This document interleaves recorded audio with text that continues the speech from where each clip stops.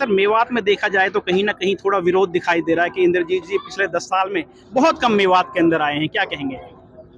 देखिए, एक member parliament की एक कॉन्स्टिट्यूंसी के हिसाब से और उसके वो केंद्रीय मंत्री हैं, जी वो अपनी जिम्मेदारी निभाते हुए वो जितना वो कर सकते थे उन्होंने वो किया है।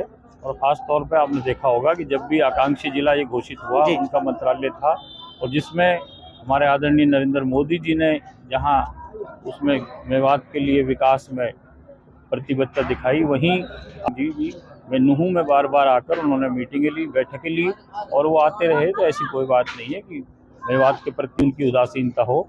उन्होंने मेवात के विकास में पूरा सहयोग किया है और आदरणीय मोदी जी ने और आदरणीय मनोहर लाल जी ने मेवात को बहुत आगे पहुँचाया है, जिसे आज नायब सिंह सैनी साहब बहुत उन्नति की तरफ ले जा रहे हैं। माननीय मुख्यमंत्री नायब सिंह सैनी ने कहा है कि मेवात की आज पानी की समस्या दूर हो गई है, स्कूलों की जो समस्या अध्यापकों की कमी है वो दूर हो गई है, क्या कहेंगे इसको लेकर?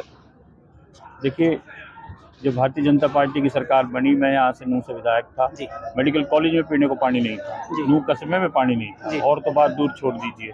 तो सबसे पहले तो यहाँ बादली डिस्ट्रिक्ट झज्जर से जी पानी की line special I G medical college के लिए, नूह कस्बे के लिए और नूह के 21 गाँव के लिए। उसके बाद फिर रेन्यूअल परियोजना जो कांग्रेस के राज में जिसका भट्टा बिठा दिया गया था, जी। उसको कुछ सुधारा गया। लेकिन जब भी बात नहीं बनी तो उसके बाद फिरोजपुर झिरका शहर और 80 गाँव के लिए फिरोजपुर झिरका और पुन्हाना के 263 करोड़ रुपए से रेन्यूअल परियोजना बनी और जिसका उद्घाटन आदरणीय मनोहर लाल जी ने पिछले साल फिरोजपुर झिरका में किया 20 जून को।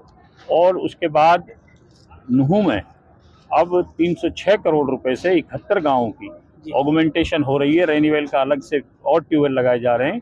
इसके बाद और उसके की प्रक्रिया बहुत जल्द होने वाली है, जिससे सिंचाई का भी और पीने के लिए बहुत भर पानी मिलेगा, तो इसलिए ये समस्या नहीं रहेगी। अच्छा, मेवात के अंदर स्कूलों में अध्यापकों की हाईलाइट नहीं है सर। मेवात को मुख्यमंत्री जी विकास के नाम पर गिना रहे थे, दो अंतर बता रहे थे, आपको क्या लगता है कितने अंतर हैं? 2014-24 में ये अंतर है कि 2015 में जब मैं विधायक ऑफ स्कूल मुख्यमंत्री आदरणीय सेशन किया, उसके अंदर जो और मेवात के अंदर, उसके अलावा देश के अंदर पहले स्कूल और कॉलेज आने जाने के लिए मुफ्त में बसें चलाई गई हैं, जो सिर्फ लड़कियों और 175 स्कूल बताई मेरे पास है उनके आसपास के, जैसे हमारे बड़ा गांव है, कहीं चंद्रैनी है, ताई का और भी हैं, बहुत से होने वाले हैं। तो इसलिए और आपने देखा कि हरियाणा का पहला बन रहा है, पहली बार अगर कोई चीज़ मेवात को फर्स्ट में भी गाँव में बन रहा है। और शिक्षा में भी टीचर्स के लिए कोशिश की जा रही है, पीछे जो उससे भर्ती की गई थी फिर जल्दी कमी पूरी हो जाएगी। लोकसभा चुनाव के जस्ट बाद ही विधानसभा की तैयारी, शिक्षा का है, बिजली का आपके सामने है। आज MBBS की बात करें, कोई भी सीट मेवात में खाली नहीं है जी।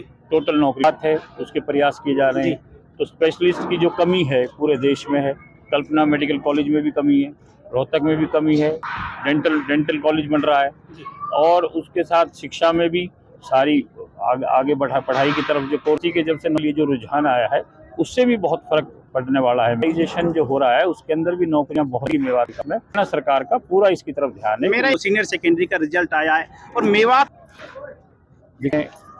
जो वजह रही है कि बेसिक इंफ्रास्ट्रक्चर पीछे कम रहा है, जिसको कि अब सरकार और बच्चों का एक ये भी थी, तो एक उदासीनता भी आई हुई, सिफारिशों से मिलेगी या किसी पैसे वाले की मिलेगी। तो पिछले कई सालों से अब आपने देखा है नौकरी लग रहे हैं और जो इस कंडीशन में भी नहीं है कि जो रिश्वत दे सकते हैं, तो बच्चों के अंदर दोबारा एक आई है। तो जो बच्चे वो इसका एक कारण है कि जो ऐसा बुरा रिजल्ट आया है। आने वाले 2-3 साल में हमारे मेवात में आप देखेंगे बहुत इंटेलिजेंट बच्चे हैं जी तो बहुत अच्छे टॉप करेंगे। जी, बहुत बहुत शुक्रिया आपका।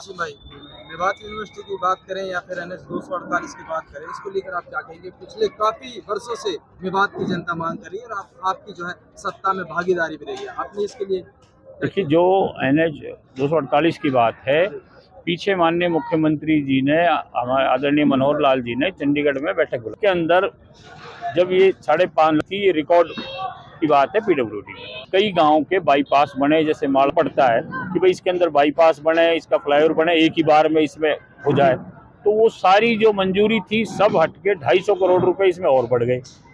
तो अब वो मैं मानता हूँ कि वो लगभग पूरी तैयारी हो गई है और 2-3 महीने के अंदर मेरे ख्याल में इसका टेंडर हो जाना चाहिए। और आप जानते हैं मैं गलत बात कहता हूं। जी।